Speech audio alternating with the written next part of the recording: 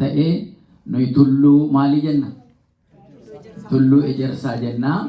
Gatii kanaatiif dabra jechuun tulluu jechuudha. Wanta biraan qabu. Dabra jechuun tulluudha. Zayit jechuun immoo ejersaadhuma suma jennee jechuudha. Afaaniin ala hiikkatamu akka sanaan itti fayyadamnaa jechuudha. Kanaaf akka fedhii Waaqayyootti guyyaa har'aa wangeela Maatiyos boqonnaa 24 lakkoofsa 1 kaasneetu sila wangeela dubbisnee waa'ee dhufaatii Yesuus Kiristoos nutti ibsaa. Waa'ee dhufaatii lammataa Yesuus Kiristoos eessarratti arginaa la jennu wangeela Maatiyos boqonnaa 24 guyyaan har'aa mana amantaa ortodoksii keessa iddoo hundumattuu kan lallabamu kan faarfatamus guyyaa har'aa waa'ee dhufaatii gooftaa keenya Yesuus Kiristoosidha jechuudha. Biyya keessaas iddoo adda addaa deemuudhaan yeroo kanaa keessumaa shomporaa Yohaannis jedhanii biyya keessaa baasii baay'eetu iyyuu gara ba'aa shawaa kanaa biyyaas wal qabatanii deemu guyyaa kanaa. Bataskaanni bakka jiru hundumatti waa'ee lammaffaa dhufuu gooftaa keenya Yesuus Kiristoos lallabaa jechuudha. Wangeela Maatiyos boqonnaa 24 bu'uura godhate. Kanaaf mata duree barumsa keenyaa har'aa akka Waaqayyo nu eeyyametti amma dhumaatti kan jabaate hin fayyaa isa jedhu. Amma dhumaatti kan jabaate hin fayyamee na duukaa jedhaa jechicha. Amma dhumaatti kan jabaate waliin jennu hin fayyaa. Egaa amma dhumaatti jabaachuun maalii fi ala jennu asumarraa deebii argannaa jechuudha. Wangeela Maatiyos boqonnaa 24 lakkoofsa 13 irratti barumsa jirudha jechuudha. Jecha Yesuus Kiristoos dubbateedha jechuudha.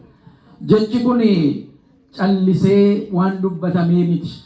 Maaliif waa'ee mana qulqullummaa Yesuus Kiristoositti agarsiisani. Maqdasa isa jennu isa qulqullummaa namni dhufeetti wal ga'u waggaa 46 guutuu hojjetame jechuudha. Hoogganni beekumsi qabeenyi hundumtuu irratti bobba'ee bareechanii maqdasa sana mana qulqullummaa sana ijaarani. Manni qulqullummaa sun bara durii seenaa keessatti gatii dubbisnuufi dhaloonni baay'ee ammaa kun baay'ee hubatu. Maaliif waraanni Israa'elii Filisxeemis bara durii akkasuma deemaa ture. Ala tokko humna argatu isa tokko balleessee waan inni ijaare jalaa diigee nama isaa ajjeesee isa kaan booji'ee deemaa ture. Bara Salamoonii jalqabee manni Waaqayyoon ijaarame. Abrahaam mana Waaqayyoon ijaarre dunkaana keessatti Waaqa isaa galateeffataa ture. Horsiisee bulaadhaa hin deemaa hin godaanaa dunkaana isaa baattatee deemaa bakka ga'e sanatti Waaqa isaa garuu hin irraanfatu. Ijoolleen kutaa ijoolleetti utuu ce'anii wayya jechuudha. Kana taanaan ijoolleen gara kutaa ijoolleetti adeemanii daqiiqaa tokko kenninaa fi gara kutaa ijoollee sanatti wal seenan ijoollee.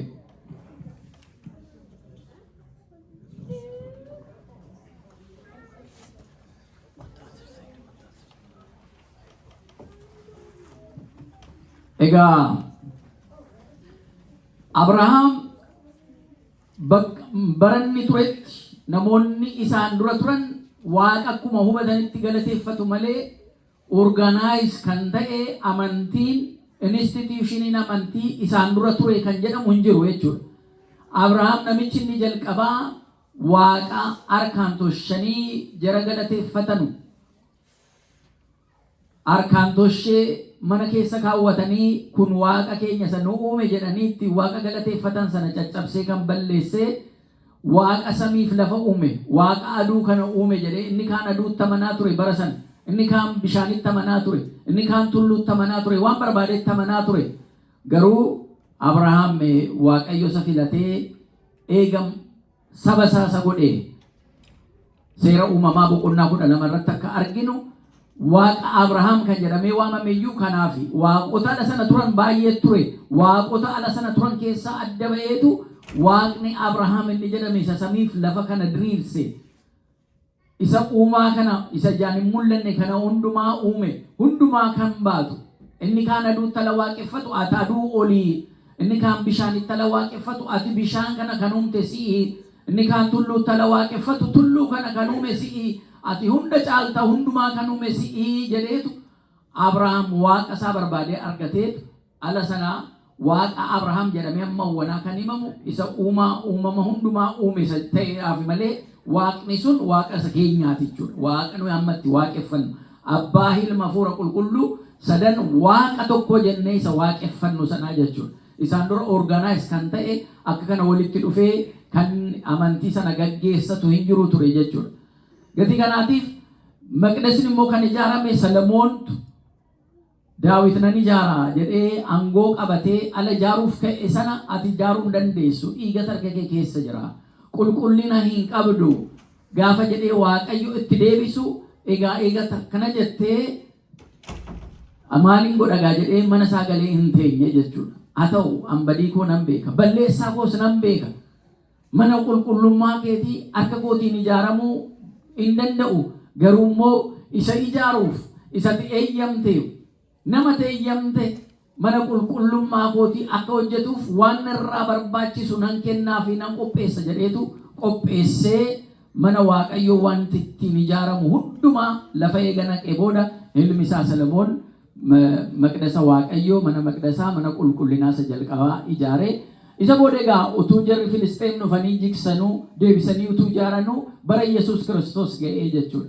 Bara Yesuus Kiristoos eeganni ga'ee booda Yesuus Kiristoos mana qulqullummaa kanatti wal seeneetu guyyaa mana qulqullummaa kanatti galee eega duuka bu'oota isaatii wajjin achi galee sirna jaraatiin eega wal galee booda achi ba'eetu gaafanni jedhu dinqisiifatanii barattoonni isaa dinqisiifatanii akkuma inni mana qulqullinaa sanaan ba'eeni argitaa kana isaan jedhanii eeganni dhaqee tulluu ejersaarra eeganni aara galfate booda eeganni taa'ee booda gara isaatti dhufanii iccitii sanatti himuudhaaf jira Yesuus Kiristoos. Garuu akkaataan diizaayiniin ittiin hojjetan akkaataan itti bareechan mana namaarraa akkamitti akka inni adda ta'e ulfinaaf kabaja akkamitti akka ijaaran sanatti agarsiisanii jechuudha.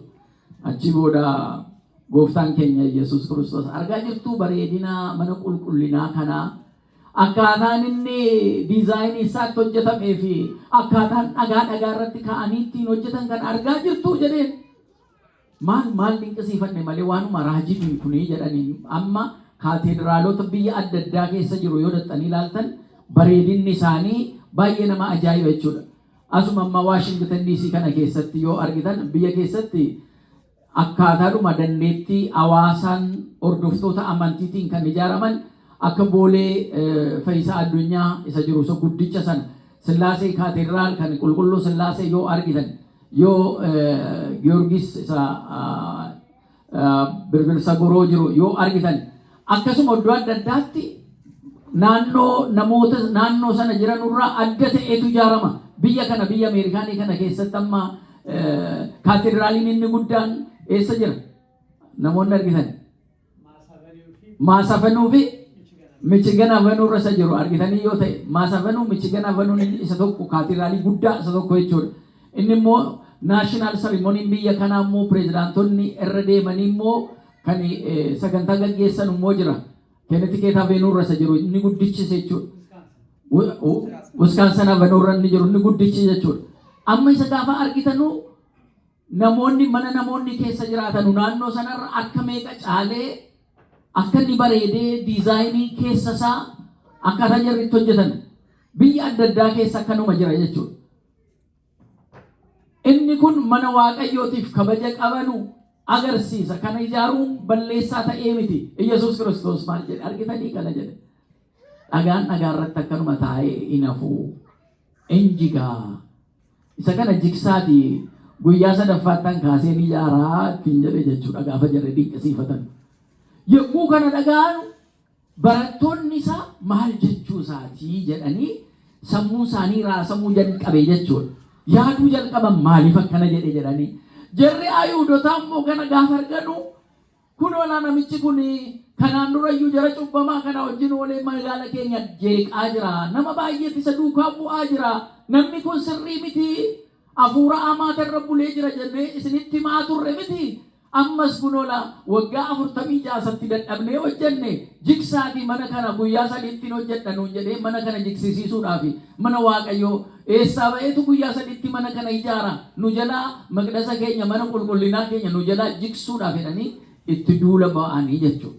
Kan ittiin himatame keessaa inni tokko mana Waaqayyoo kana mana qulqullinaa kana jiksaa guyyaa 3ffaatti nan ijaaraa isanni jedhe sanayyuu akkuma jiru jecha sana duwwaa fudhataniitu Ayuudonni Yesuus Kiristoosiin kasasuudhaaf ka'anii jechuudha.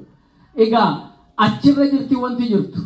Wanti cimaan hiika guddaa qabdu mana kana jiksaatii guyyaa 3tti nan ijaaraa inni jedhu kun mistira guddaa iccitii guddaa achirraa qabaa jechuudha.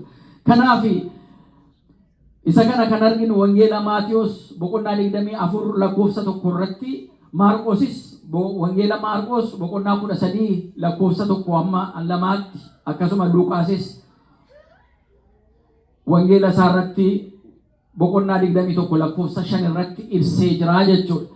Kanaan booda garuu gooftaan keenya Yesuus Kiristoos gara tulluu ejersaa dhaqee taa'ee booda wanti kun iccitiin kun gatii isaan galleef ala baay'ee jireenya hawaasawaa keessatti namoonni hoogganaa ta'anii waa gaggeessanu haasaa jirri haasa'anu dafee namaaf hin galu maal jechuu isaati jedhanii xiinxalaa kan oolanu namoonni kanaaf xiinxalli haasaa hoogganootaa barbaachisaa kan ta'eef iyyuu yeroo baay'ee kanaaf maal ibsachuu barbaade achi keessatti maal ibsa maal qaba fedhiin keenya achi keessatti akkamitti eegama asii achi qabanii namoonni keessumaa amma bara miidiyaa sooshaal miidiyaan kun baay'atee jirutti hoogganoota gaggeessitoota biyyaa gaggeessitoota amantaa hordoftoota amantaa duuka bu'anii kan jarri xiinxalan iyyuu sababni isaa isa kanaaf hiikni jecha tokko namni akka barbaadetti hiikkachuu danda'a.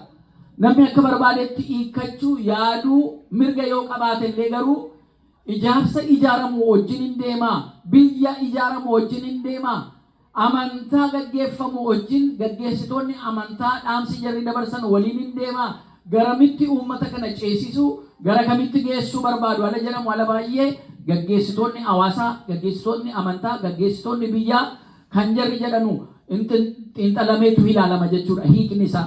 Gatii kanaatiif Yesuus Kiristoosis eega kana dubbate booda duuka bu'oonni isaa eeganni tulluu ejersaarraa dhaqee eega taa'ee booda mee nutti mii jedhaniin Yesuus Kiristoosidhaan mee nutti mi dhufaatiin kee wanta tamma jette kun maalni nuun galle hiikni isaa nuun galle waa'ee mana kanaa diigaa guyyaa 3tti immoo nan kaasannati jette kun nuun galle nan ijaara kan jette kun immoo nuun galle maalni wanti kun jedhanii isa gaafatanii mallattoon waa tokko jaraa galteetti wanti inni jechaa jiru waa'ee manicha sanaa waa'ee mana qulqullummaa sanaa utuu hin ta'in waa'ee lammata dhufaatii isaa akka ta'e jaraa galee jira. Qoqophaa'aa jiru. Innis immoo kaayyoo ittiin dhufeef sana galmaan ga'uudhaaf akka jiru yeroon isaa inni lafarra jiru kun xumuramaa akka deemaa jiru jaraa galteetti. Garuu mallattoo sana filataniitu dhufaatiin kee fi mallattoon dhufaatii kee inni lammaffaa maal fakkaataa jedhanii gooftaa keenya Yesuus Kiristoos gaafatan. Egaa kanarratti maal hubannaa yoo jenne Yesuus Kiristoos in dhufaa jechuudha lammata. Mata duree barumsa keenyaa kana wajjinuu cimnee amma dhumaatti obsinee kan eegnu Yesuus Kiristoos lammata dhufaatiinsaa dhugaadhaa jechuudha. Kanatti namanna miti. Maaliif kiristiyaanni lammata dhufaatii Yesuus Kiristoositti namanna. Kanaaf immoo wangeela keessatti akkuma caqasamee jirudha. Wangeela keessatti fakkeenyaaf gaafa gara samiitti ol ba'ee dhaabbatanii ilaalaa turanii duuka bu'oonni isaa hojii duuka bu'ootaa boqonnaa 1 lakkoofsa 11 irratti akkuma isaa wal ba'aa jiru kana argitan dhufaatii isaas akkanuma argituu ittiin jedhamee himame. Kanumaaf Yesuus Kiristoos lammata akka inni dhufu kun kan mirkanaa'edha. Oddoo baay'ee irratti lammata dhufaatii isaa wangeela Maatiyos boqonnaa 24 lakkoofsa 30 irrattis kun caqasamee jira. Akkasumas mul'ata Yohaannis 22 lakkoofsa 12 irrattis lammata dhufaatiin Iyesuus Kiristoos mirkanaa'ee jira jechuudha. Hin shakkinaa.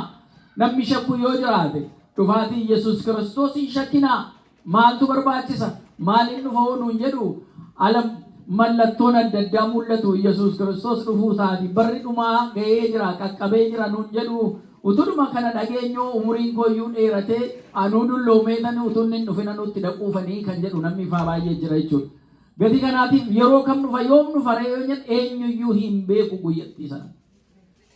Guyyaan inni ittiin dhufu eenyuyyuu hin beeku. Inni guddaan lammata dhufaatiin Iyesuus Kiristoos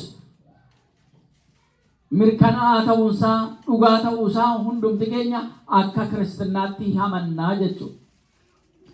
Isa kanaaf egaa dhufaatii Iyesuus Kiristoos kana akkanaan eega amannee wangeela keessa caqasamee isa jiru kana eega amannee namoonni kanatti amanne gatii jiranuudhaaf. Namoonni immoo ganaa Iyesuus Kiristoos dhalataa jedhanii kan eeganu amma Yerusaalem dhattanii jara Ayihudootaa yoo gaafattan amma jarri waraanas dhukaasanii asii achi daaraa buturoo wal godhanii kan wal balleessaa jiran maal taatanii jara keenyaa walii galtanii jiraattan yoo jettan jibicha iyyuu qopheeffannee jirra. Maaloo jedhamti jabbiin hin dhalle maal jedhamti? Goromsa isee waa tokko xuriin irra hin jiraanne isee hanqinni waa tokko qaama ishee irra hin jiraanne fudhatanii biyya Ameerikaanii kanaayyuu namicha horsiisee bulaa biraayyuu eega fudhatanii biyya galanii turaniiru. Amma gooftaan dhufuu fi masiin dhufuudhaa fi isaa faarsaa dhiyeessinaa maqdasa keenyatti jedhanii waan deemaa jiru fedhii baay'ee of keessa jira. Waraana giddugaleessaa ba'aa kana deemaa jiru keessaa jechuudha. Bara baraan kanuma deemaa jira. Dhufaatiin jarri eeganu isa jalqabaati. Nu immoo jarri kiristaanotaa dhufaatiin nu eegaa jiru isa lammaffaati jechuudha. Waliin fudhatu jechuudha. Jarri ganaa kiristaanaa Kiristoositti amanuu hin jalqabnee jechuudha. Kiristoos isa duraa isa raajonni dubbatan isa abbootiin dubbatan inni dhufaa samiirraa bu'ee durbee maaramiirraa dhalataa jedhamee Isaayyaas 7:14 irratti illee caqasamee jiru hin fudhannee jechuudha. Iyesuus inni duraanii inni nu itti amannu gaafa dhufu fannoo irratti fannifatanii ajjeesanii jarri jechuudha. Malee itti namanne.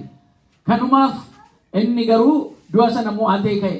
Gati kanaa dhufaatii Iyesuus Kiristoosiin gaafa ilaallu gaafa kaasnu akka kiristaanaatti nuyi dhufaatii lammaffoo Iyesuus Kiristoositti ni amannaa jennee keewwanna jechuudha. Keewwata amantaa bu'uura amantaa keessaa inni tokko lammata dhufaatii Iyesuus Kiristoos, the second coming of our Lord Jesus Christ isa jedhanii jechuudha.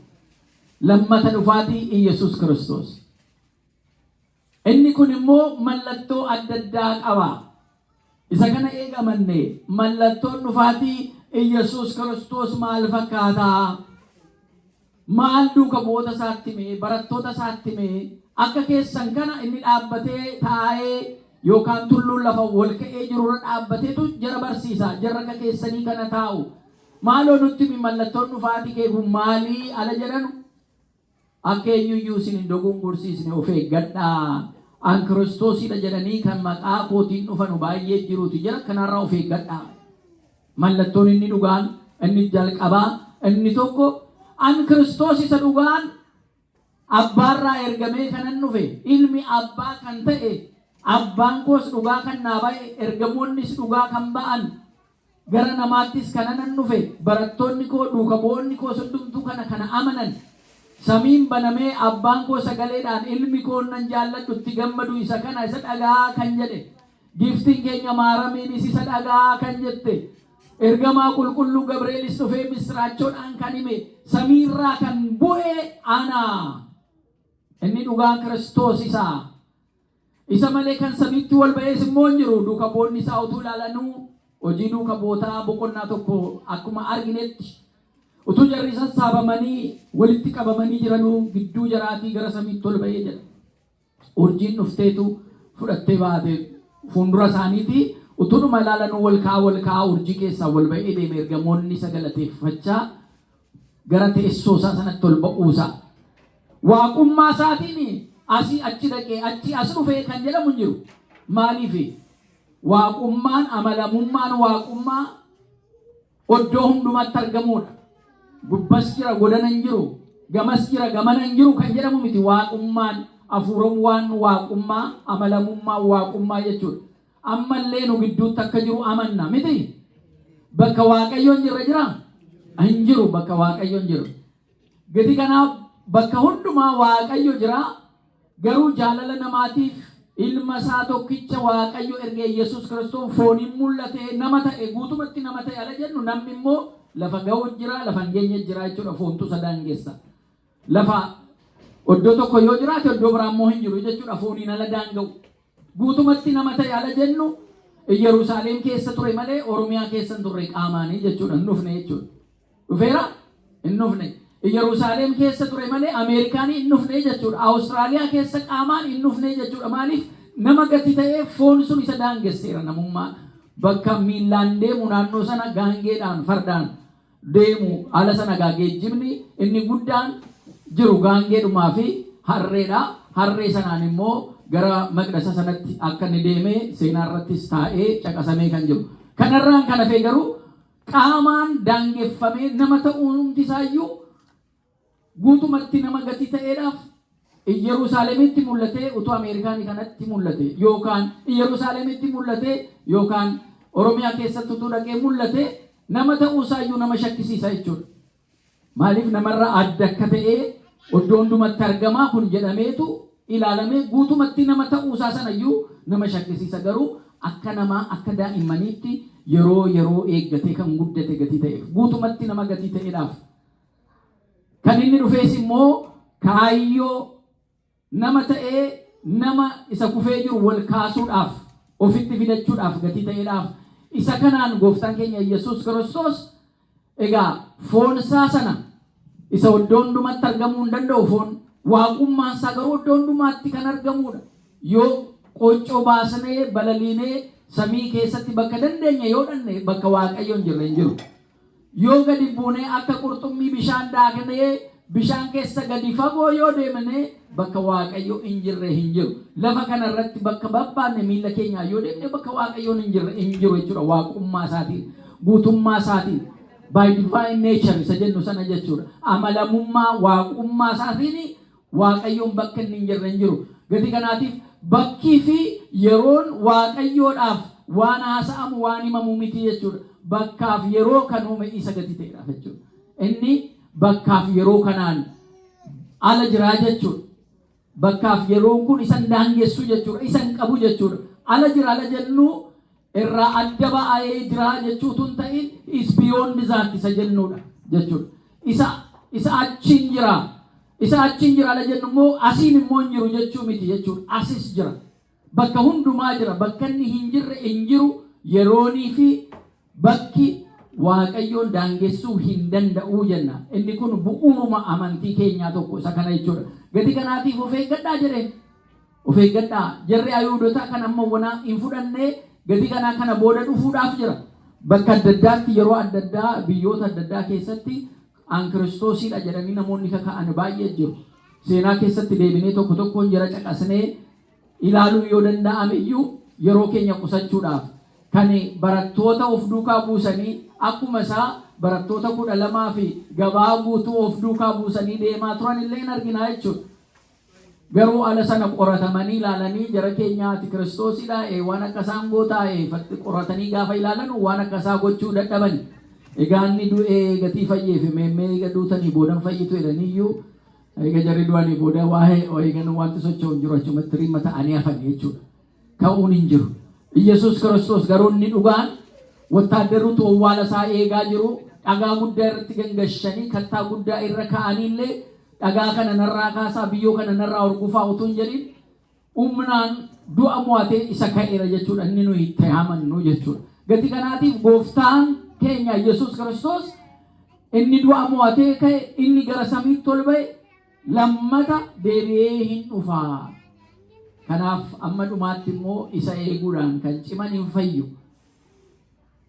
Amma dhumaatti kan obsan hin fayyu. Mallattoo keessaa inni tokko an Kiristoosidha jedhanii kan dhufan jiruuti. Jarri kun akkasiin hin dogongorsiisnee jedha. Kana duwwaa miti. Waa'ee waraanaa fi oduu waraanaan dhageessuu jedha. eeguma nu murii kana geeyyuu waraanni takkaas oduu tun ta'in hafeen beeku miti bakka adda addaa yeroo hundumaa waa'ee waraanaa ka'u shook goona nuyi hundumti keenya addunyaan dhumuusaati jenna iyyadattu waraana Raashiyaa fi Yuukireen jara niwukileera hidhate kun gaafa jalqabame waggaa meeqamma gara waggaa 5tti deemaara miti afur fixate alanni jalqabame akkam raafame biyya keenya keessatti ala jijjiiramni dhufee jedhamee galamu inni kaani baqa addunyaan dhumaa jira jedhani keessumaa jarri naannoo gara kaabaa jiranu barbarree qopheeffadhaa shaboo qopheeffadhaa barri dhumaatii dhufaa jira jedhanii gadaamii keessa dhaqanii namatti maa turan dhumaa jira baqa yeroon dhumaa jira jedhanii jechuudha. Biyya Keeniyaa keessattis akkanuma namni tokko walitti qabee uummata isaa mana amantaa keessatti nyaachuu dhuguun hin jiruuti asumatti walitti qabamnee eegna Kiristoos dhufuu isaatii jedhee kan walitti qabellee uummata sana beeluudhaan kan fixe isa booda yakkaan kan barbaadamu addunyaa irratti illee kan ba'e meeqa jira Afrikaa keessa waan akka kanaa jechuudha. Gati kanaatiif waa'ee waraana ala kaasnu isa amma Middle East irratti ka'e Ameerikaa fi Israa'el Iraaqii wajjin ta'anii amma Middle East waan inni keessa jiru kanumaanuu yaa Waaqayyo nuu qabi kana caalaan deeminii nagaa nuu buusii jennee kadhanna asuma irratti bakkuma jirutti iyyuu kana caalaa deemanii meeshaa isa guddaa isa niwukileer jedhamu akka jarri walitti hin gadhiisne ederaa akka biyya hin balleessine inni immoo miliyoona meeqal tokkichaan fixa. Waraana jalqabaa addunyaa irratti waraana lammaffoo addunyaa irratti ala ka'u namni isa akka laallu kana miliyoona tokko miliyoona lama dhumeessa jedhamu miti. Miliyoona 45 35 al tokkichumaan fixee deema jechuudha. Isa kanarra Waaqayyo nu haa eegu. Waa'ee waraanaa dhageessu miidiyaa alabannu sooshaal miidiyaa alabannu amma mootummootiin illee waa'ee waraana kanaa suura kaasanii akka hin gadhiisine jedhanii kanaan booda in qoratamtu sinumtuyyuu eenyummaan keessanii gati kanaa suura kaastanii Israa'elis baasistee jirti. Kan Ameerikaanis amma waanuma waraana kana akkaataan taaneen jarri gabaastanuu kanaan booda to'annaa isin irratti goonaa kan jedhu monitor ta'aa akka ta'uuf deemu kana mallattee karaa adda addaatiin ba'aa jira jechuudha. Dhugaan ala namni tokko dhugaa argachuudhaaf waraana deemu kana keessatti odeeffannoo argachuun mirga qabaala jennu inni sun immoo waan fedhii biyyaa diiga yoo ta'e kunoo irratti qoqqobbiin irra kaa'amaa jechuudha. Kan Afrikaa duwwaa miti jechuudha. Kan biyya keenya bichaa duwwaayyuu miti jechuudha. Jarrumti gurguddaanuu jarri diimokiraasii dhaabbanna jedhanuyyuu fedhii isaaniitti ala dhufu akkaataa kanaan waa'ee waraanaallee isa lafarra jiru nama meeqa du'ee bani meeqa ta'ee ammaaf hin ibsinu jedhanii iccitii qabantu jira jechuudha. Wanti nuyi dhageenyu hundumtuu waan dhugaa ta'e utuu hin ta'in waan amma dhageenyu nutti himan sana waan nu murteessan sana dhageenya malee isaan caalaa wanti baay'een ta'aa jechuudha. Gati kanaatiif waa'ee waraanaa dhaga'uun kitaaba qulqulluu kana keessatti mallattoo dhufaatii gooftaa keenya Iyesuus Kiristoos waan ta'ee jiru akka ta'eef kanaafuu namoonni baay'een yeroo kana amantaadhaan kan jiranu amantaan isaanii raasamee kan jiru baay'ee jira. Namoonni mataa isaanii dhukkubsate hafuurri isaanii jalaa jeeqame baay'ee jiru jechuudha. Maaliif kana dursanii dhaga'uun baay'ee barbaachisaa? Qophaa'aa, dhaga'aa. Kuni numa jira lafarraa. Waanuma jiru waanuma dhaga'amu gati ta'eedhaa fi qalbiin keessan isin jalaa hin rifatinii amantaa keessanii cimaa waaqa kadhadhaa amantii keessaniin amma dhumaatti jabaadhaa nuun jedha wangeelli jechuudha. Kana baranna jechuudha. Namni baay'een raasamaa jira yeroo kana. Maaltu dhufa bor immoo baduuf jirraa maaltu jira jedheetu namni raasamaa jira qalbiinsa. Isa kana keessa kiristaanonni immoo cimuutu nurra jiraataa jechuudha. Kun waanuma jiru akka ta'e hundumti keenya hubachuudha. Isa kanarraa of eeggadhaa inuma dhageessu waa'ee waraanaa waa'ee lolaa hin dhageessu. Isa kanaan lapheen keessan akka hin naane. Inni kun dhumaatiidhaaf mallattoo isa dhumaayyuu mitii jedha. Ganaadha kana yoo margitanii ganaadha kana kan caaleetu iyyuu jira nuun jedheetu nutti himaa jechuudha. Uummanni uummata irratti ka'aa jedha. Uummanni uummata irratti ka'a. Amanni wangeela Maatiyos boqonnaa 24 lakkoofsa 6 irra jiru kun namoonni tokko siyaasaaf alatti fayyadamuun argina. Uummanni wal nyaatee, uummanni wal fixee, uummanni akkana ta'ee kun mallattoo isa dhumaatii jedhu. Inni kaan immoo jarri Meerabaawiyaan yookaan immoo jarri lixaa kuni waan nurratti qindeessanii kana nurra kaa'anidha. Maaloodha jedhanii quba bakkeetti qabuun hin jira jechuudha. Haa ta'u malee jaalalli namaa bakka jiru sana jira yoo jenne ammuma namni baay'atee fedhiin baay'ataa amma fedhiin baay'atee walitti bu'ee eenyu sin dhufa gati kana isa kana keessa immoo ala dhufu kiristaanonni of eeggatanii ammas utuu qalbiin isaanii hin jeeqamin obsanii waaqa isaanii kadhachaa eeguun barbaachisaadha jechuudha. Kun waanuma jiruudhaan jedha waan haaraa miti waan dinqii miti bara keessanitti amma waan uumamee miti biyya keessanitti waan amma uumamee miti. Gurra keessaniifis aaraa isinitti hin ta'in kunoo utuu kun hin ta'in dursee isinitti meen jira. Kanumaafuu amma dhumaatti cimaa dhaabbadhaan jedha maqaan isaa ulfaatu. Al tokko odeeffannoo namni dursee argate wanti sun taateen sun haala ta'u isa odeeffannoo hin qabne hojii tokko miti. Naasuun ni na'u reaakshiniin inni itti deebisu waan wal fakkaataa miti jechuudha. Inni odeeffannoo qabu itti qophaa'eetu deema. Ala wanti sun ta'u tasgabbaa'ee karaa keessaa ba'u sanayyuu filatee isa kaanis uummata sanas baasee deemuu danda'a. Odeeffannoon dursee kan ga'u iyyuu kanaaf jechuudha. Gati kanaatiif Yesuus Kiristoos odeeffannoo kanayyuu nu kennee jira jechuudha. Inni kun immoo ta'uunsaa dirqisiisaadha, dirqama inuma ta'a. Wanta kana ta'uusaa waraanni ka'uunsaa namni walirratti ka'uunsaa uummanni walirratti ka'uunsaa inni kun kanuma jiruudhaati. Isa kana annayinaa mootummaa irratti ala ka'u ala wal waraananu jarri kaleessa wal jaallachaa turanii borummoo gaafa kaatan jaraa wal didu yoo argitan mootummoonni ala wal didanu isa kana afaan dinqisiifatinaa kun ta'uudhumaaf jira. Namni kaleessa wal jaallatu yoo arra wal jibbe yoo argitan isa kana dinqisiifatinaa garuu isin achi keessaa akka jaraa kanan dhageenye arra wal jaallattanii bor wal jibbisanuu ta'uu hin qabdanu. Arra wal kabajanii bor kan wal salphisanuu ta'uu hin qabdanu. Akka kiristaanaatti kun hunda keessaniif gatii ta'eedhaa fi qalbii keessan isa kanarratti bu'uura godhadhaa nuun jechuusaati. Dursee nutti himuusaati. Dursee nu qaboota isaatti kan inni hime. Kana duwwaa miti beelaaf waa'ee beelaa dhageessu, waa'ee socho'ina lafaa bakka adda addaatti, waa'ee dhukkubi babal'achuu iddoo adda addaatti argitu.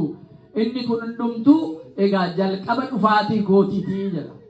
Jalqaba dhufaatii kootii. Kana hundumaa ala dhageessanu, kana hundumaa ala argitanu, ala beeluun jabaatu, ala lafti socho'u, ala mootummaa irratti ka'ee waraana gaggeessu, ala sabni wal jibbuu jalqabu. Isa kana hundumaa ala ta'u waa'ee dhufaatii kootii sana yaadadhaatii kadhannaa keessaniin cimaa nu jedha. Jabaadhaa amantaa keessaniin cimaa, amantaa keessaniin laafuutu hin ta'in amantaa keessaniin cimaa qabdu. Kana hundumaa boodas isinumayyuu jala cimtanii dhaabbattan kana isin ajjeesu, dabarsanii isin kennu.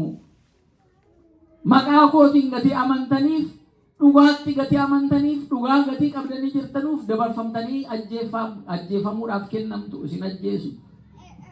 Sheengoo isaanii lafa murtii isaaniitti asii achi dadarbachaa isin salphisaa waan adda addaa sobaan maqaa kootiin amanuu keessaniin isin irratti ga'aatii. Isa kanayyuu ala isin irratti ta'u wanti haaraan akka dhufe utuu hin sodaatin cimaa dhaabbadhaa nuun jedha. Amma dhumaatti kan cimnu isa kana hunda keessa darbuudhaaf waa'ee maqaa kootii namoota hundumaa keessatti kan jibbamtan taatuu jedha. Maaliif yoo mirga kee si kabale bitaa kee kenniifi yoo uffata kee irra keessaa fudhate isa jalaas immoo dabaliif jetti wangeelli. Gati kana ala barsiisaa deemtan waa'ee wal jaalladhaa maal jara keenyaa maali wanta kana lolatti sin geessu. Yoo riisoorsii ta'e soo waaqayyoo beekaadha. Uummanni kun biliyeenaan akka inni guddatu gatii beekuu fi qabeenya hundaa wajjinoo waaqayyo uume. Maal amma kana of jaallachuun waan waaqayyo uume walumaan sheerii godhamee utuu feer garaa ta'een karaa haqa qabeessa ta'een walii hirree waliin jiraanne malee inni qabu nabbaa hirree isa hin qabne irratti hirree isaa agarsiise yoo deema ta'e wal balleessuu ta'aati jara keenya. Nama akka keetiitiin natti waraanuu dhattusi gatii kanaatiif kanan godhi yoo jettan jibbamuu dhattu hidhamuu iyyuu dhattu. Jarri kun maal haasa'uu jettanii? Inni hojjechaa jirtan dhiiga dhangalaasuudha jara keenyaa dhiigan dhangalaasinaa dhiigutuun dhangala'in ta'aati mari'adhaati waan barbaaddanu fedhii walii guuttachuudhaaf haasa'aa yoo jettan inni kun isa yeroon itti darbeedha. Gati kanaa wangeelli kana jedhaa kanan barbaannu jarra Yihuudotaa amma Yesuus Kiristoos Israa'el yoo dhattanii tooraa yookaan kan Musee matsaafa Musee sanatti amanu malee wangeela Yesuus Kiristoositti hin amanan. Wangeela Yesuus Kiristoosiin fudhatanuus hin amanan. Maaliif seerri Musee sun waraanaaf jaraaf hin tola. Ilkaan keessa cabse ilkaan isaa cabsi. Ija keessa balleesse ija isaa balleessi. Harka keessa si jalaa kutee gundushii si godhee harka si kutee atis harka isaa kutiti. Gundushii isa godhi wal fakkaadhaa jetti seerri Musee sun. Yesuus Kiristoos lakkii akkana taanaan namni wal fixuu isaatiin ta'u bunii jedheetu seera haaraa kan inni uume kan fannifame keessaa inni tokko iyyuu isa kana jechuudha. Gati kana Kiristinnaa Yesuus Kiristoos fakkaanna ala jennu akka isaatti jiraanna ala jennu itti amanneerra ala jennu isa kaballaa bitaa kee kabalee mirgis immoo jira jedhiiti kaballaa karaa mirgaa sitti kenne yoo jettanii amma dattanii isa mootummaa biyya gaggeessu yoo jettan namicha kana maaloo yoo amantaa qabaate sabala geessaa kana ta'uu dhabaannaa mana hidhaatti naa galshaa maal jechaa jira jedhaniitu iyyuu nu qabu jechuudha. Kiristiyaanota jennee iyyuu dandeenya haasofnaa jara bukkeenanne jara mootummaarra aangoorra jiran dhanneen haasofnaa amma asitti argineerra miti pireezidaantii biyya kanaatiif lafanni jiraatutti dhaqanii harkarra kaanii ala jarri kadhatanuuf kadhannaan barbaachisaan namoota biyya bulchanuuf namoota uummata gaggeessanuuf kadhachuun baay'ee barbaachisaan. Garuu kadhannaan nuyi goonu kuni gara jeequmsa amantaatti immoo akka nuun geessine baay'ee of eeggachuun baay'ee barbaachisaadha jechuudha. Maaliif jarri biyya bulchan amantaa tokkoon utuu hin ta'in amantaa hundumaa gar tokkoon ilaalaniitu bulchu. Masarraan mootummaas kanuma jedhamee eegama. Bara duraanii kiristiyaanni nugusa ala ture an kiristiyaanaati. Gati kanaatiif kiristinnaa kanan babal'ifadha eega gaafa jedhu jarra amantaa musliimaa immoo amantaan keenya musliimaa kana eeggachuu qabna jedhanii kiristiyaanaa musliima gidduu kiruseed waraana guddaa addunyaa irratti ta'ee jiru in argina. Amma inni akka kana waaqaaf hin fayyadaa obboleessa kee ajjeestee isa jaan argitu ajjeestee maal abbaasaat inni kun jettee mootummaa waaqayyoo eeguu hin dandeessaa ala jennu akka kiristaanaatti kun gaaffii guddaa qabaa jechuudha. Obboleessa kee jaalladhu nuun jedha gatii ta'eedhaaf. Gatii kana dubbatanii kan hidhaman amma biyya keenya keessatti kiristiyaanni du'ee naannoo Oromiyaatti jedhamee yeroo baay'ee hin ka'a. Amma isa kana caqasaniitiyyuu ittiin deemu. Kiristiyaana wangeelan barsiisa jedhee waa'ee mootummaa waaqayyoo barsiisuu hin barsiisin maqaa kanaan jedhamee ajjeefame arginee yoo jiraanne akkuma seenaa biyya sanaatti seenaa haaraa galmaa jechuudha. Samaa taatisa jedhamu sana wareegamtoota amantaa jedhamanii galmaa'u. Amma wanaa kiristaanaadhaan biyya keenya keessatti duraanis utuu dhiigni tokko hin dhangala'iin kiristaanaan biyya sana galee jechuudha. Itti kan itti amane fudhatee deeme. Oromiyaa keessattis yoo jiraate amma namoonni Oromoon du'aa jira qeeduma isaa keessatti mana isaa keessatti du'aa jira qe'ee isaa keessatti du'aa jira ajjechaan Oromiyaa keessatti hin dhaabbanne. Kanaafi sabaaf sablammiin kan Oromiyaa keessa jiraatus alanni du'u alanni ajjeefamu ajjechaan haa dhaabbatu jenneedhuma fuulduree dhaabbanna malee kan amantaa kiristinnaa yoo ta'e kiristiyaana dhumaa jira yoo inni kan islaama dhumaa jira yoo jedhe kan waaqeffannaa eenyuyyuu kan haasa'uuf hin jiru silumatti iyyuu feeriin ta'u jechuudha haqan ta'u jechuudha. Dhugaan keessa hin jiru jechuudha. Garuu amantaa kamiyyuu qabaatu namni du'uu qaba ajjeefamuu qaba namni hin qabu miti ajjeefamuu isee kana kan itti ejjennoon akka pirinsipilii kiristinnaan qaban namni mana isaa keessatti ala lafa hojjetutti nagaan galee nagaan ba'uu nagaan hojjechuu nagaan waan dalagatu dalagachuu mirga qaba. Namni ajjeefamuu hin qabu. Jarri meeshaa hidhatan namoota dhufanii wal gurmeessanii nama kamiin iyyuu ajjeesuu hin qaban kan jennee dhaabbannuuf kanaaf amantaa kamiyyuu qabaatu namni waa'ee amantaa miti namni jiraachuu mirga qaba. Isa booda amantaan waaqayyoyyuu isa cubbamaaf isa qulqulluu irratti aduun baasaa miti. Waaqayyo isa cubbamaa isa qulqulluu irratti bokkaan roobsaa miti. Kunutuu namaan ta'ee isa amantaa koo duwwaa irratti bokkaa barbaachisaa yeroodhaan kennaa isa jedhamu sana fakkaata jechuudha isa qabanne. Gati kanaan mootummoonni addunyaa kanarraa sala dogongoranii isa kaleessa keessa ceene seenaa keessatti amantaadhaan walitti nu buusuudhaaf deemanu karaa adda addaatiin hin ta'u jennee fuulduree dhaabbachuu qabnaa jechuudha. Haqaaf dhugaa namaatiif falmuu qabnaa jechuudha. Inni kun lafa sirreessa addunyaa kana qulqulleessa kiristinnaan inni ittiin jibbamnu isa kana jechuudha. Isa fakkeessinee bulluu miti jechuudha. Kiristinnaan dhugaadha. mootummaa kamiyyuu biratti lakkiin ajjeesinaa mootummaan kan inni meeshaa hidhate kan inni enerjiidhaaf jedhatees niwukilarii karaa adda addaatiin oomishu ummata isaatii fi abdii itti horuudhaaf miti. Lubaa maal jechaa jirta yoonaan jettan ala mootummaa taatu mootummummaan sun aangoon ala sitti kennamu waan sirraa eegamu jira. Aangoon gatii sitti kennameef meeshaan girjaabeetii yookaan kuusaa keessa gatii jiruudhaaf baastee dhukaastaa jechuu miti. Minimum required mootummaa ala taatee leevilii sanarra teessu waan sirraa eegamu jira. Obsa sirraa eegamu. Fedhii ummata keetii eegsifachuudhaaf ammamtaa obsitee deemtu sana jira. Ala ummata kee sanatti immoo waa sitti dhaga'amu akkaataa ittiin ofirraa ittistu jira jechuudha. Seerumaanuu kan taa'ee jiru jira jechuudha. An kiristiyaana lakkii ummanni keenya waluma deemeetu kadhannaa kadhata malee waraana kaasee hinnoo kaasuu jechuu isin barsiisaa jiru. Kana miti. Ofirraa ittisuun mirga namummaadhumaan qabdan isinirraa ittisuudhaaf miti. Ofirraa ittisuun kanuma jiru. Namni kam abbaan warraa haadha manaa isaatii ijoolleen isaa waa balaarra namni fidu.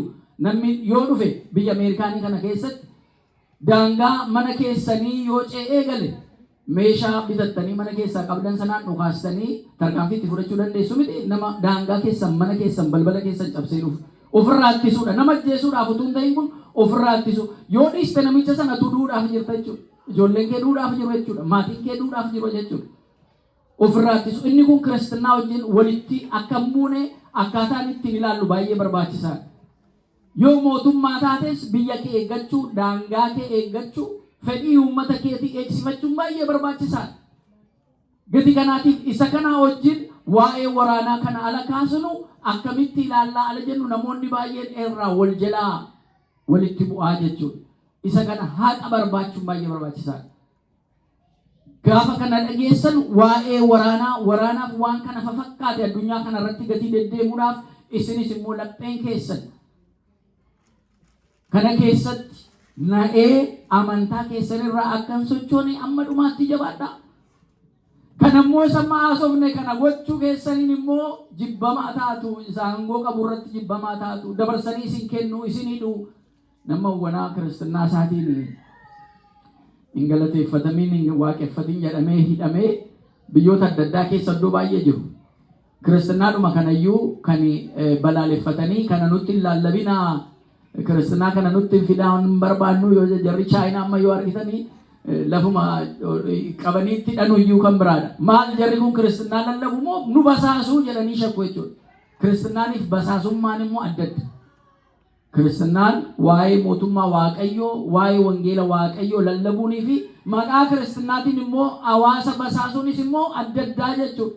Sagana saddaan baasanii ilaaluun baay'ee barbaachisaadha. Gati kanaatiif mootummoonni adda addaa immoo lakki kun amantaa maalii nutti fidee nu basaasa jedhanii namoota kan hidhan, namoota achi buutee isaanii kan dhoksanii balleessan addunyaa kanarra baay'ee jira jechuudha. Gati kanaatiif kiristinnaan keenya qalloodhaa, karaansees baay'ee qalloodhaa, dhiphoodhaa, isee kanarraan deemanii jireenya bara baraa argachuudhaaf jirra la jennu qormaata fooniin nu qoratu nu keessa jiru. Qormaata akka maatiitti nu keessa jiruuf qormaata addunyaa keessa jiru sadarkaa isaatiin ilaallee kanaaf qophaa'uun baay'ee barbaachisaadha jechuudha. Qormaanni tokko tokko ala nutti dhufu dhuunfaa keenyaan tajaajiluma keenyarraa jalqabnee dhumayyuu ofitti murteessina. Akka walootti immoo ala dhufnu waa'ee fayyisaa addunyaa ala immoo walootti dhufnu waa'ee waloo keenya waliin murteessina. As immoo ala baane waa'ee addunyaa irratti immoo akkaataa kamiiniyyuu kiristinnaa keenyas eeggannee nageenya addunyaarraa akkaataan itti bu'u akkamiiniyyuu fakkeenya taana. Wanti nuyi haasofnu, wanti nuyi hojjennu isa kaanii bu'aa akkamii fida. Isa kana ilaaluun baay'ee barbaachisaadha. Kana ala gootan egaa amma wanaatti maaltu isa keessa nagalshee jedhee namni baay'een afaan isaa qabatee ta'a. Ala badiinis hojjetamu, ala haqnis dhabamu, ala haati hiyyeessaa, abbaan hiyyeessaa, ijoolleen hiyyeessaa mana isaanii keessatti isa meeshaa qabee jiru, isa humna qabu, isa qabeenya qabuun baasamanii ajjeefamanu lakki kun nan ilaallatu boo maal innis walii galee jiraatu waan kana keessa nagalshinaa jedhee afaan maratees kan taa'u jira jechuudha. Kan gaafatamne garuu akka kiristiinaatti isa namni isa haasa'u hin qabaanne, isa hiyyeetti ijoollee hiyyeessaa yeroo humna hin qabaanne beekumsa hin qabaanne qabeenya hin qabaanne iseetu uffatamte addunyaa kana keessaa ala baasanii ajjeesanuu maaloo ajjeesinaa jara keenya waaqni isin argaa dhiiga namaan dhangalaasinaa kan keessan dhiigni keessan immoo dhangalaa jedhanii jara dhiiga namaa dhangalaasanutti immoo himuu kan barbaachisuudha jechuudha. Isa kana immoo akkaataa kamiin ibsinaa haala kamiin ibsinaa fakkeenyaaf ala biyya keenya keessa ta'u ala waa'ee saba keenyaa ta'u inni lafti kun ikkoo kan waaqayyo uumeedha namni hundumtuu bakka hundumaa dhaqee jiraachuu qabaa namni hundumtuu nagaan bahee qabuu qabaa nu ikkoo kiristaanaan keenya addunyaadhaaf ga'uu qabaa waraanni dhaabbachuu qaba jarri jechaa turan ala Yuukireenii fi Raashiyaa waa tokko jechaa jiran ala Israa'elii fi Filisxeem amma Ameerikaanis keessa galtee waraana gaggeessan waa tokko jechaa jiran. Okay? Inni kun maal fida? Dhugaa kiristaanaa bu'uura godhannee haasa'aa jirra moo fedhii dhuunfaa keenyaa fi siyaasa dhokataa keessa jiru sana ibsachuudha barbaanneetu maqaa kiristaanaatiin deemnaa inni jedhu immoo gaaffii kaasa jechuudha jara kaan keessatti. Kanaaf kiristaanaan keenya qormaata keessa nu jalaa galaa jechuudha. Kiristaanaan keenya qormaata keessa lagalu ulaagala isa kana hin eegu. Gatii kanaatiif namoota ijaaranii kakaasanii amantaa adda addaatiin akka inni badii dalagu eega godhanii booda miidiyaatti ba'anii haasa'anii gurmeessanii wal gurmeessanii karaa adda addaatiin amantaa isa kana du'e jedhanii nama du'e sanaaf du'uun qabu jechuu manna amantaan gargar baasanii iyyuu ilaalanii biyya jeequun iddoo adda addaatti kan jirudha. Kanarraa immoo sirriitti ilaallachuun baay'ee barbaachisaadha. Kiristaanaa difeensii gochuu qabna eeyyee amantaa keenya gatii ta'edhaaf. Kiristaanaa immoo akkaataa ittiin difeensi goonu, akkaataa ittiin wal barsiisnu, akkaataa ittiin addunyaa amma guyyaa guyyaadhaan jijjiiramaa deemaa jiru kana keessatti akkaataa waan deemaa jiru kana hubannee wangeelaa wajjin wal caqasnee ittiin deemu gochuudha baannaan highway speediidhaan konkolaataa deemu keessa miillaan qaxxaamuruu yaaduu fakkaatan tokko tokko jechuudha. Addunyaan siistamni addunyaa kanaa baay'ee ariifachiisaan humna cimaa horateetu kaachaa jira jechuudha. Sirna humna kaachaa jiru kana keessa highway keessa yoo sammuu nagaa qabaattee crossing godha jettee hin galtu jechuudha. Unkaan miillaan crossing gochuu miti konkolaataadhumaan illee saayinii tarniitti gootutu agarsiisin laayinii qabdee jirtu nan gadhiisa yoo jettee nachi dhufu si kaasee deemaa jechuudha. Balaa guddaa uumta jechuudha. Gatii kanaatiif of eeggannoo baay'ee kiristaanaa kanaan amma dhumaatti cimanii jiraachuudhaaf of eeggannoo baay'ee nu barbaachisaa jechuudha. Isa kana immoo yeroo yeroodhaan hubachuun baay'ee barbaachisaadha. Kanaaf dabarfamtanii kennamtu wangeelli akkuma jedhu haqa dubbachuu dhugaa dubbachuu sanaan dabarfamtanii kennamtu hidhamtu hin ajjeefamtu nuun jedha. Isa kanaaf of qopheessuun baay'ee barbaachisaadha. Inni kun amma ta'uttiyyuu du'a sodaannee hidhaa sodaannee haqaaf dhugaa sobuun nurra hin jiraatu dabarsuun nurra hin jiraatu. Al tokko tokko biyya keenya keessatti jarri siyaasaa kun ala jarri hidhaman hin argina. Waan itti amanan fuuldureetti taasa'u waan haasa'an sanaan hidhaatti singaluu kan ajjeesamuu kan hidhaatti galus meeqa jira miti. Amantaa keessa kan jirru garuu kan hin qabnu dhugaa haasa'uudhaaf. Dhugaa isatti amanne waa'ee uummata keenyaallee baanee haasa'uu sodaa qabna. Waan itti amanne kana baanee haasa'uudhaaf ayyaanni waaqayyoo iyyuu nurra jiraayii jennee fakkeessinee jiraachuudhaaf maaltu nu dhibeedhaan haqaaf dhugaa dhokatee jirullee baasuu sodaannee yagguu jirrutti yeruma hidhamanii haqni jalaa jallatee dhugaan isaanii jalaa dhokateefillee hidhaadhuma keessaallee aba'anu jechuus immoo hin dandeenyu jechuudha. Humna sana dhabnaa jechuudha. Maaliif dhugaa irratti amma hundoofnetti dhugaan qabnu taanaan humna hin qabnu jechuudha. Dhugaan sun dhugaa waaqayyooti gatii ta'edhaaf. Gatii kanaatiif ajjeefamuu, darbatamuu, balaa adda addaatiif saaxilamuu kiristaanni qabduuti. Isa kanallee yeroo dhumaa sana keessa waan dhufuudhaati. Isa kanarraa of eeggadhaa. Namoonni baay'een sobaan raajota jedhamanii kan ka'anu jiru. Namoota baay'ee sin dogongorsiisu. Haqniif dhugaan dhabamuurraa kan ka'e jaalalli namooti baay'ee sin qabbanaa'anu jedha. Jaalalli namoonni baay'ee hin qabbanaa. Gatii kanaatiif yeroo kana namni amma dhumaatti cimu inni fayyaanu jedha. Mata dureen barumsi keenya boqonnaa 24 lakkoofsa 13 irra jiru. Amma dhumaatti inni cimuun fayyaa. Amantaa keenyaan amma dhumaatti cimuun nu barbaachisa. Maatiiwwan waaqayyoo waan baay'ee jira. Waan amanne keessa kan boodatti nu jechisiisu waan baay'ee jiraachuu danda'a. Waan boodatti nu deebisu waan baay'ee ilaalchi baay'ee jiraachuu danda'a. bakkeerraan kan dhufu keessaas immoo nu keessaa yaadaan xiinxallee asii achi ilaallu waan fooniif jireenya lubbuun keenya hafuurri keenya walitti bu'u baay'ee jira.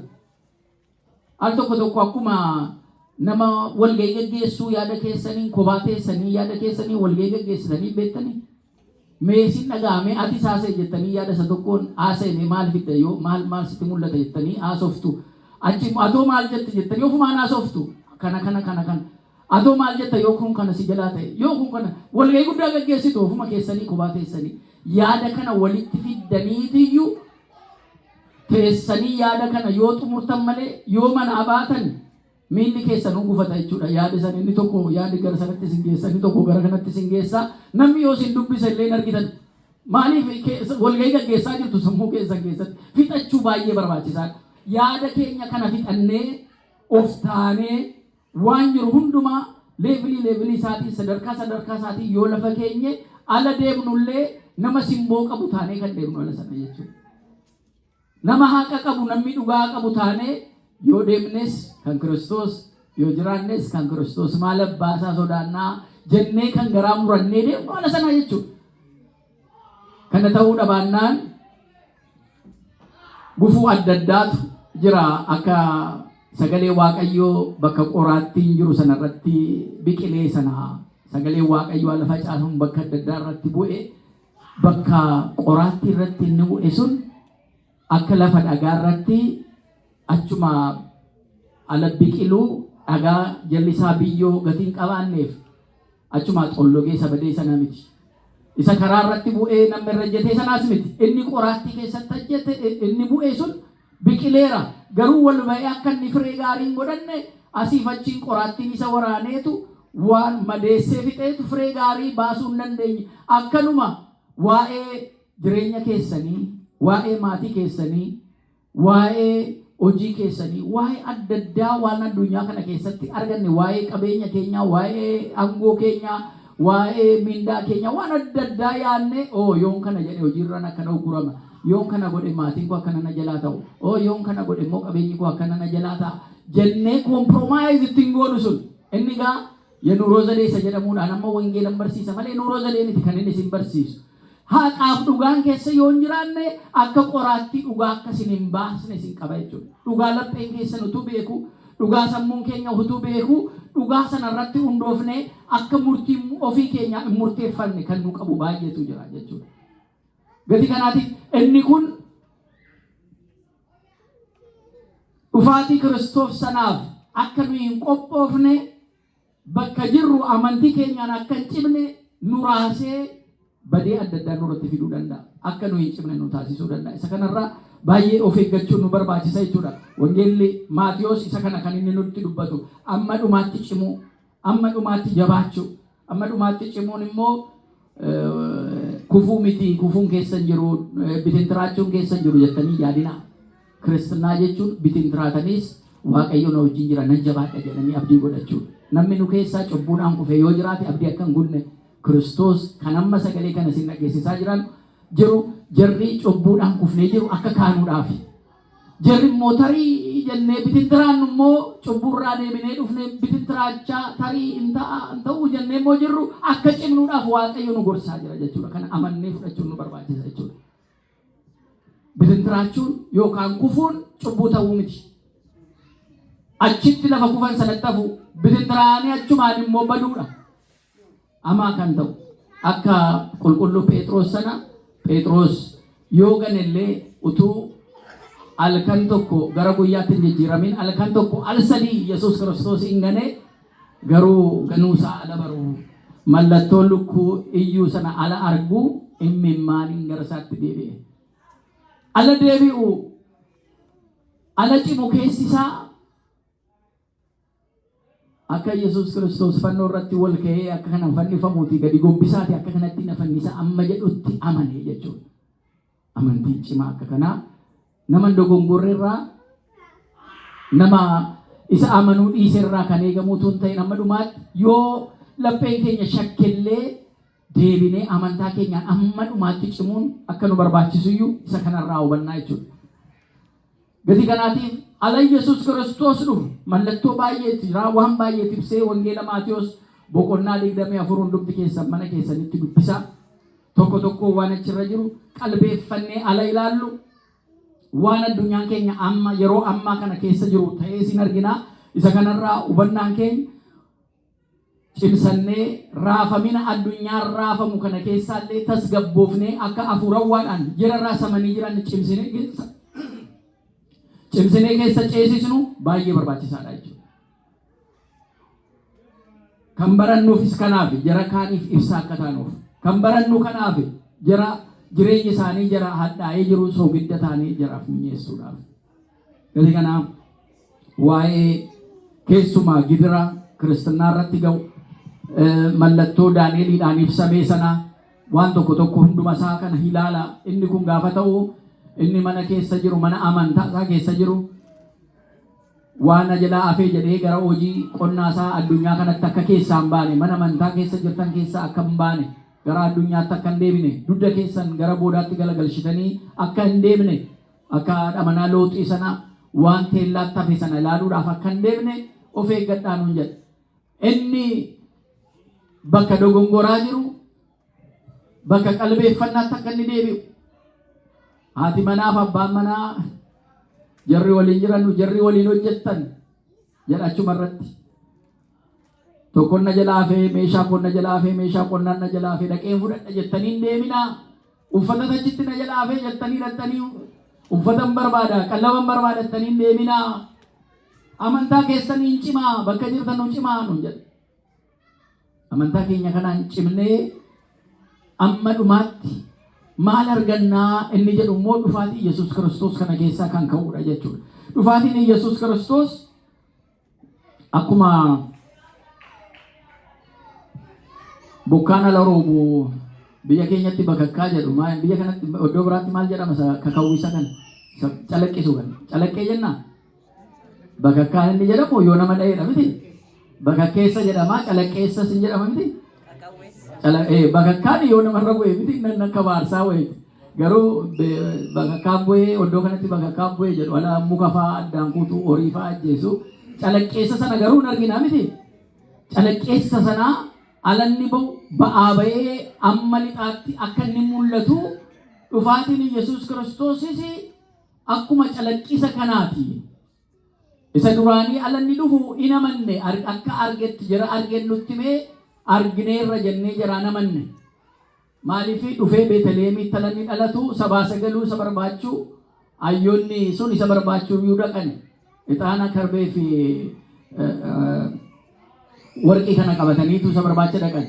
Amma dhufaatiin inni lammataa immoo namni eessa jira jedhee akkana isa barbaadu miti in mul'ata ba'aa amma lixaatti mul'ataa jedha dhufaatiin isaa.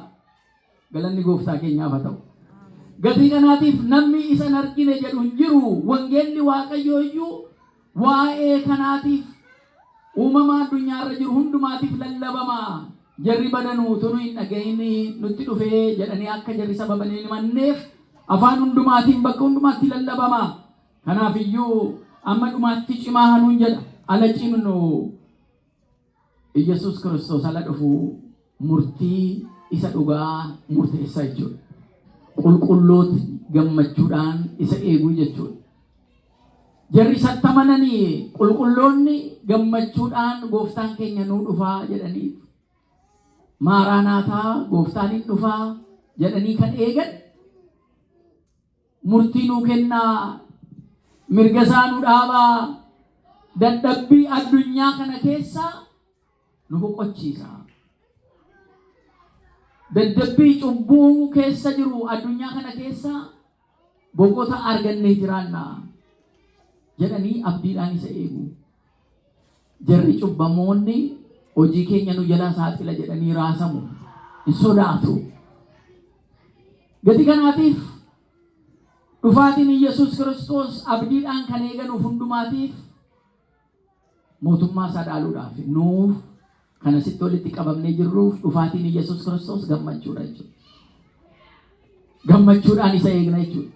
Faarfannaadhaan isa eegna jechuudha. Gammachuudhaan isa simannaa jechuudha. Maaliif dhageenyi irra akka inni dhufu gatii ta'eedhaaf. Ergamoota isaatii wajjin ala inni dhufu nuyisi dhaaltuu mootummaa isaa ta'uudhaaf qophoofna jechuudha. Garuu mushirraan eeguu dhufu mushirrichi inni jedhame misirroon inni dhugaa Yesuus Kiristoos ala inni dhufu ibsaan keessan akkasii jalaan dhaabne nan dhufa ala jedhu yeroon isaa dheerachuu halkan isaa dheerachuu danda'a. Isa simachuudhaaf qophoofnee jirra hundumti keenya qalbii jijjiirrannee jirra. Dhiigaaf foonsaa nyaadhaa dhugaa jireenya bara baraa argattu sanuun jedhe sana fudhannee jirra. Waan inni jaallatu waan inni itti gammadu hojjechaa jirra. Gaaffii hunda keenyaati. Anarraa jalqabee kan hunda keenyaati. Yeroo xooma keenya kanallee xooma inni jaallatu xoomaa jirra. Inni kun gaaffii hunda keenyaati. Gatii kanaatiif gaafa Yesuus Kiristoos misirrichi dhufu dursee faaggaan afuufame kunoo misirroon dhufuudhaaf jiraati ka'aasi madhaala jedhamu akka jara qalbii qabeettii shananii xoofoo isaanii sana boba'iinsa ibsaa isaanii sanaaf gaazii qabatanii zayita isaanii qabatanii ta'anii eegan yoollee yeroon dheerate zayitii isaanii itti naqataniitu ibsaan isaanii tun dhaamin akka eeganuu sana cimnee eeguun nu barbaachisa jechuudha.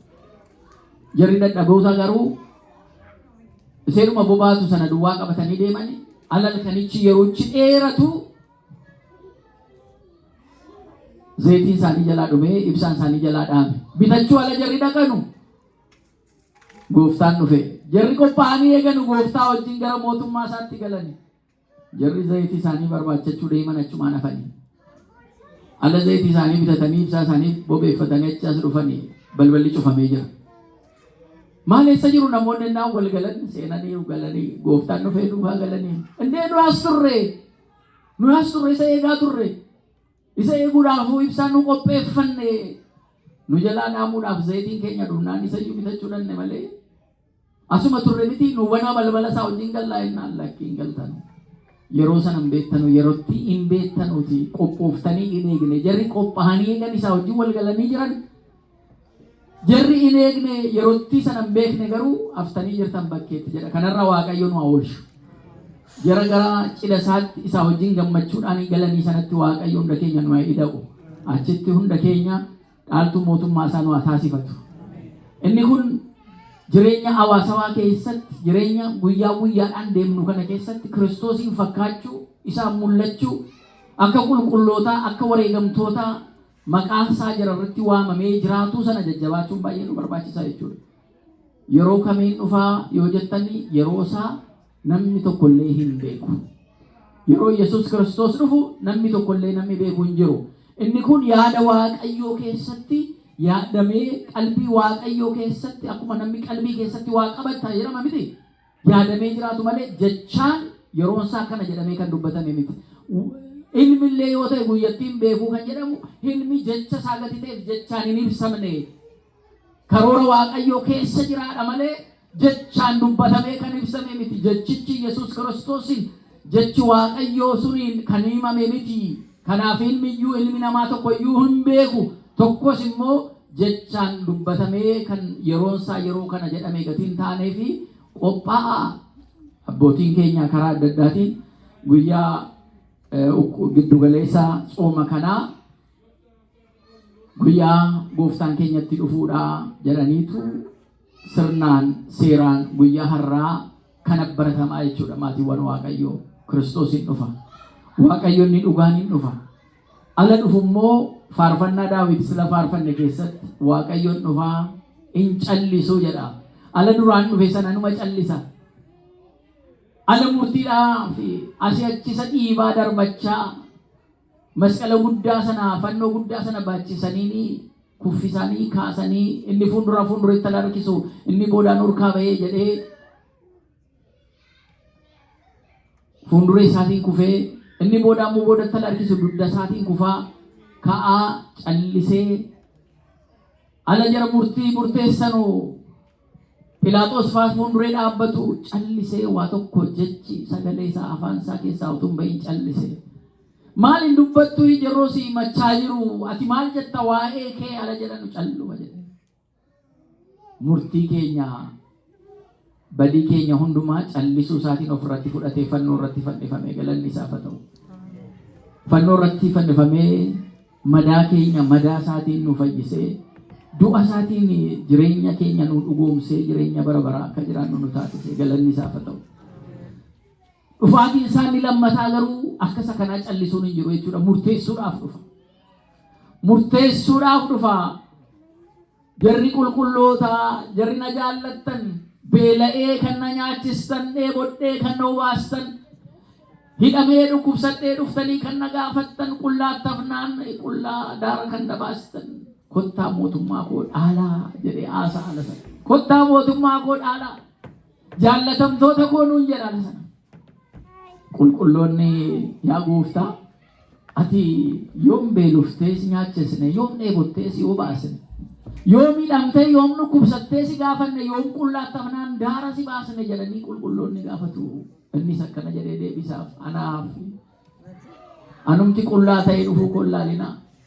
Isin keessaa jaboota kan hin ta'anii dadhaboota kan ta'aniif, obboleessa obboleettii keessaniif, walii keessaniif maqaa kootiin taasistaniif jirtu. Kanaafuu jaraaf kan taasistanii anaaf akka taasistanidha. Kanaaf jara keenya amma isa beela'ee yaadannu, isa qullaattafe daara baasnu, isa dheebote yaadannu, isa mana hidhaa jiru yaadannu, jara keenya gaafannu, isa dhukkubsate gaafannu kan jennu. Gaaffii bu'uuraa kakuu haaraa keessa jiru keessaa isa dhumarratti gaafatamnu gatii ta'edhaaf. Namaaf agarsiisuudhaaf utuu hin ta'in waan kana waan qulqullummaa kana obboleessa keenyaaf hojjennu waaqa irratti argina. Obboleettii keenyaaf hojjennu namatu dursaa. Seerota hundumtuu namaaf hojjetaman seera hundumaa kan dursu ilma namaati. Nama. Gatii kanaatiif kabajaaf namaaf taasisne gocha gaarii namaaf taasisne sana anaaf akka gootanitti fudhadhaatii kottaa dhaalaa nuun jedha. Hin callisu dhufaatii isaa akka isa duraanii jara cubbamtootaaf ana fuuldura achi deema.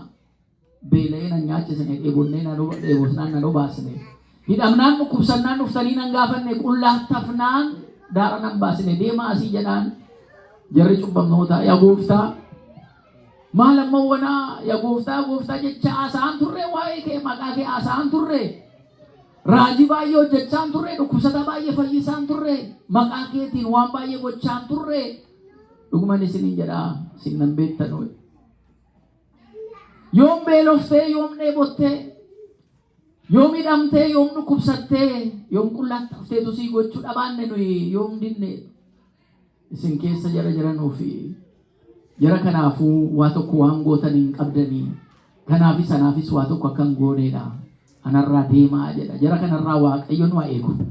Deemaa asii badaasa jedhu kanarraa jara si ol dhumni isaanii abidda keessa galu sanarraa Waaqayyoon waa eegu nu baraaru.